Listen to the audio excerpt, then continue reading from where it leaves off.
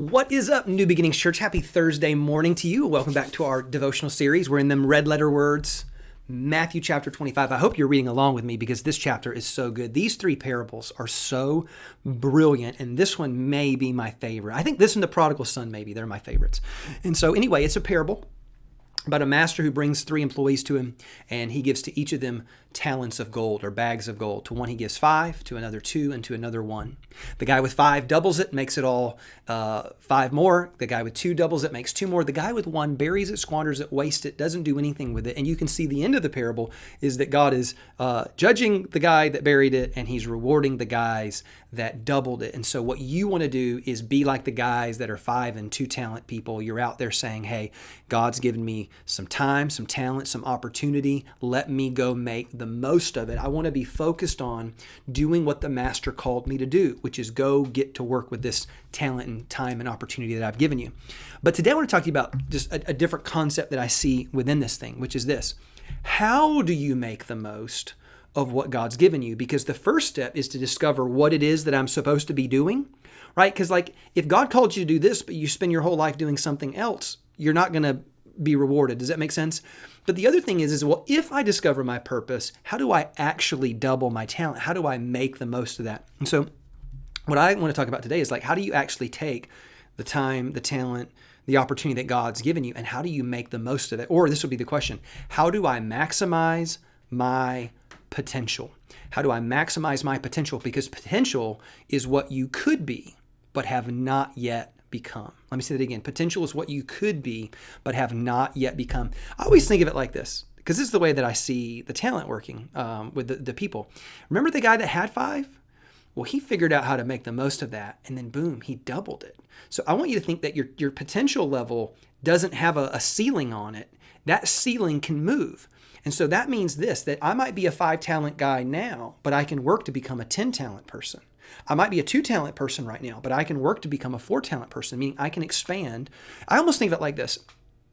My potential is like an empty cup. And sometimes in life, we start out with like a little Dixie cup, a little tiny one, and it's my job to fill that cup. And I believe that when I fill that cup, God's like, perfect, give me that cup, I'm going to give you a bigger one, right?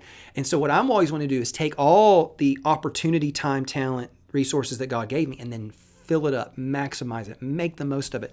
And if I keep doing that, I'll keep expanding my potential. So a few things that I think help you do that. Number 1 is this preparation.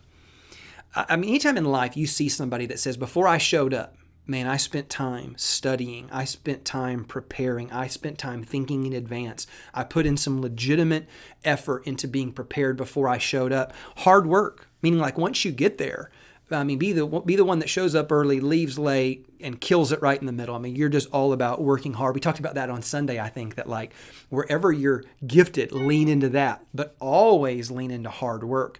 Number 3 is this, character. Character, your ability to do the right thing regardless of the circumstances. Because here's the thing, you can be prepared and you can work hard, but if on that opportunity you lack moral character, you can end up doing something that can devastate and disqualify the whole situation. And so you've got to protect your character and your integrity. And then 4th is your attitude. As a matter of fact, we touched on that yesterday.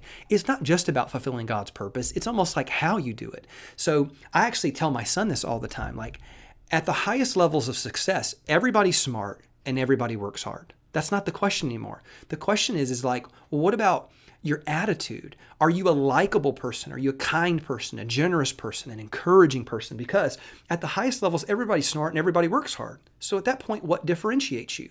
What differentiates you is how well you thrive in your relationships, how well you get along with people. And that is so connected to your attitude. And so I want you to focus on these guys that doubled their talent. Guy had 5, doubled it and got 5 more. Actually, that guy got 11 because the guy that squandered his, the master gave it to him. And so he's increasing his capacity, right? Through preparation, hard work, moral character, and a great attitude. I think those are the things that we see, not in this story, but I think things in life that we notice are, these are the things that help me maximize my potential. Because what I want to do is discover my purpose and lean into it, but then to become the best that I possibly can at fulfilling my purpose. Therefore, I need to maximize my potential. I don't know about you, but one day I want to stand before my Heavenly Father and I want Him to utter those words, well done, my good and faithful servant. So today, not only let us be in on our purpose, but let us take it and do the best we can with it. And let's fully maximize our potential.